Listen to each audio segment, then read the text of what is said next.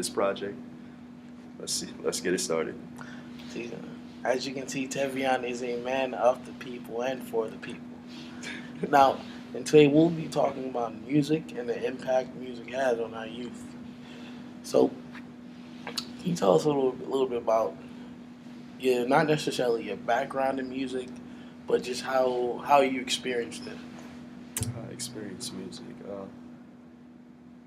think I use music as a tool, um, since youth, to kind of relate to people, as well as just find my place in my surroundings. So I use whatever music I'm listening to, whatever music that is influencing me at the time, to just relate to my current situation. So that's the way I've been like kind of listening throughout the years. Okay.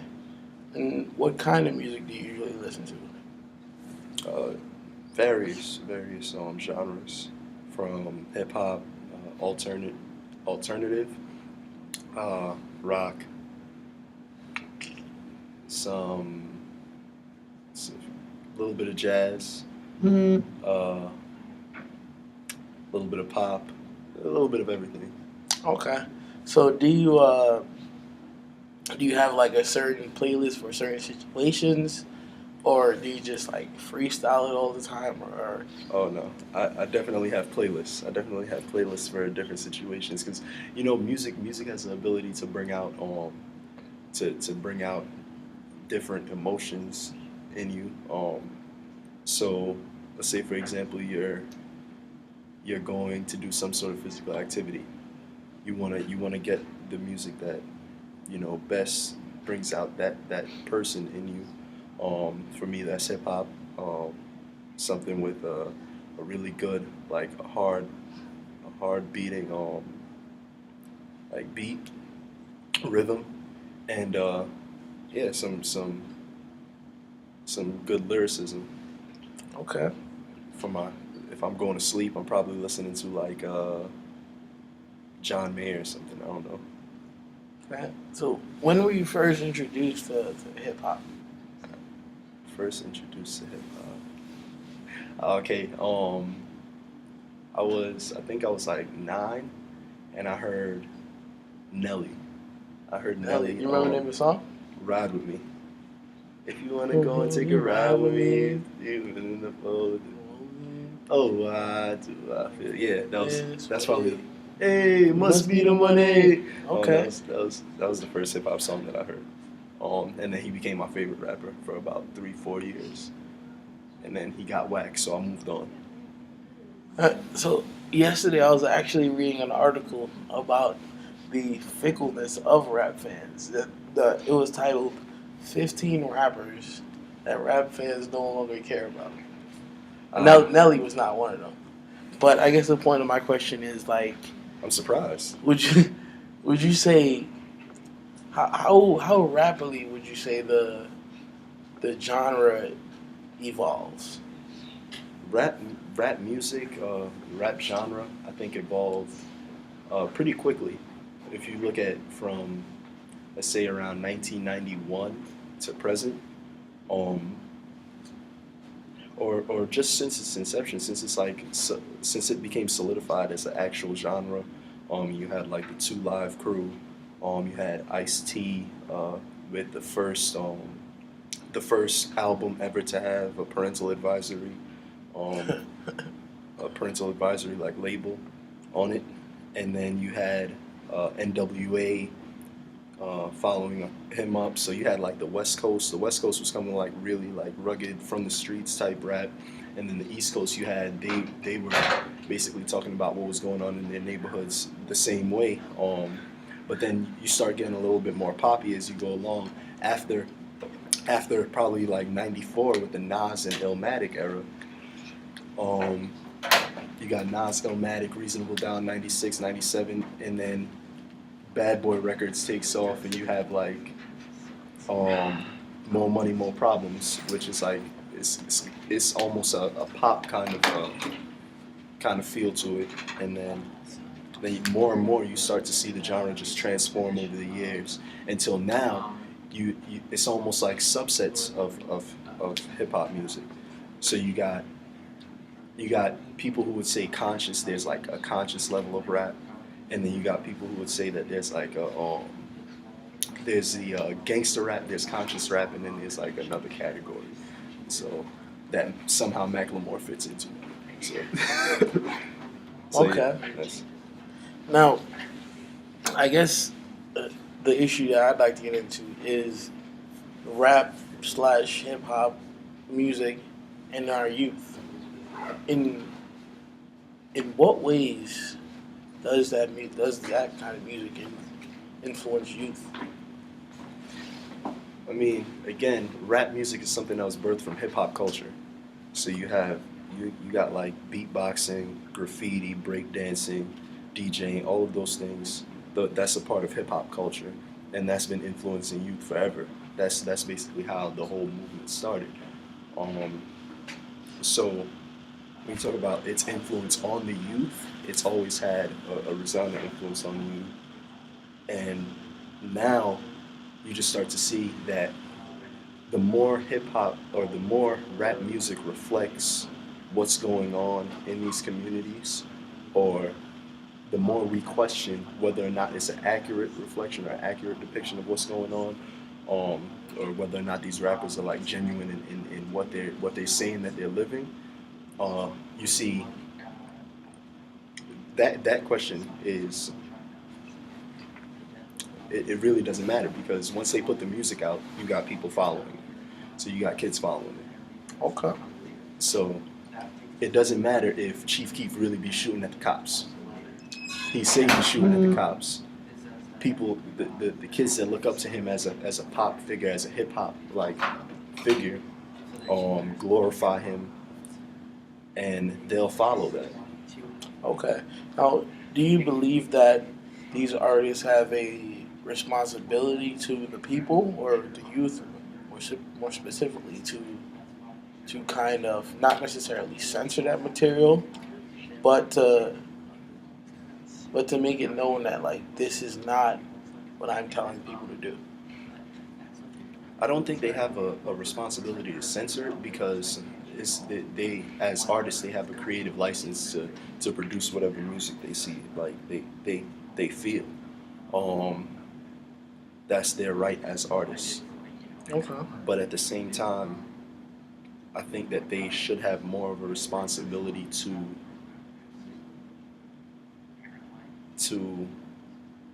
show, like you said, that this is not what I'm trying to tell my listeners and my fan base to do. Is I'm not condoning this. And a lot of times it makes it seem like it glorifies street life, it glorifies street crime, it glorifies just things that are counterproductive a lot. So I think they have a big responsibility. I think they should have a big responsibility to stop glorifying those things, and then you'll see the a reflection of that in our society's youth. Okay. See, I think that's where it might get a little tricky because you don't want to tell them, well, you can and cannot say this, but at the same time, as you said, they have that license to produce. Hmm. Yeah, it's like So go ahead. not that they can and can't say this, but you can say you can describe what's going on, and at the same time make it known that you're not for it, that you don't stand behind these things. When I say glorifying street life, you got rappers like Meek Mill, um, and a few others, many others, who he's just the one that comes to mind, that they'll say um, that they just gonna rob somebody. Okay. Like the difference between Meek saying that he was gonna rob someone and for example Pac saying my stomach hurts so I'm looking for a purse to snatch is that Pac was making a point of, okay, society, we are at we are at these disadvantages in society, and we got to correct it. And because we are at these disadvantages in society, there's a certain group of people who feel as though they have to do this to to to make a way for themselves. Meek is saying it like, okay, it's almost like I don't have to do this, but I'm gonna do it anyway. That type of thing. Okay. So, do you think the people who listen to the music play a role in the culture in and of itself? For example, like I think many people before they necessarily respect or legitimize or say like the rapper is legitimate, they have to have had this usually criminal past. So do you think that idea encourages artists to necessarily glorify things that they're not about? Yeah, it's like the street cred that has to come behind the bars. So it's like you gotta, not only you can't just talk the game, you gotta walk it too. Um, that's definitely a problem, but I don't think that I don't think that it's as much about the fans wanting that street cred to be like wanting that rapper to have that like track record. I think what it's more about is, again, the industry is kind of this machine. It's like, okay, you gotta have, there's certain things you gotta have to be successful. If you want to be this type of artist, then you gotta have this. If you want to be an artist, if you want to be an artist rapping about, um, started from the bottom, you came up from nowhere, this and that, then you really have to have like lived that. Um, and it's hard to be successful if you didn't. So it's not about them. It's not about the fans wanting that track record to be linked to that rapper. I think it's just more about. I think the track record comes first. That record comes first before the fans want it. Okay. So before anyone even raps about being from the hood and doing anything like that, they have to have experience in some way, shape, or form. But you really don't see rappers like that. The only exceptions are the really good ones, like Drake, and that's only because he can do that because he's talented. Okay. Now, last summer I was working in a kitchen at a summer camp, and me and my head cook got in an argument and about rap, and he said to me that rap is the reason why most of our youth is going to jail because they listen to the music, internalize it, and act out what they hear. Now, my question is to you is, how would you respond to him? I wouldn't say it's a reason. I don't think it's a reason. I think it's a I forgot. I can't remember the word, but it's not the cause. Yeah. It's not the root cause of that like happening. If you Okay. remove rap music from the equation, still people still be going to jail. True. At what rate? You may say the rate goes down.